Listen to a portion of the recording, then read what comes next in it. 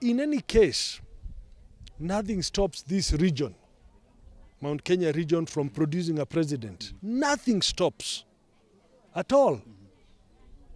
You cannot say that a region, even if it has the best, if it can produce the best person, that because people who have come from that region have been there before, they shouldn't produce a president.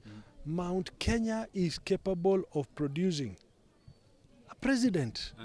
And to add, is that Mount Kenya accounts to almost 30% of the voting bloc of our country. So even if it doesn't produce a president, it should be in a strong position to occupy the next most important position. And we must go as a bloc, because our unity as a bloc is what will allow us to negotiate better positions in the next formations for 2022.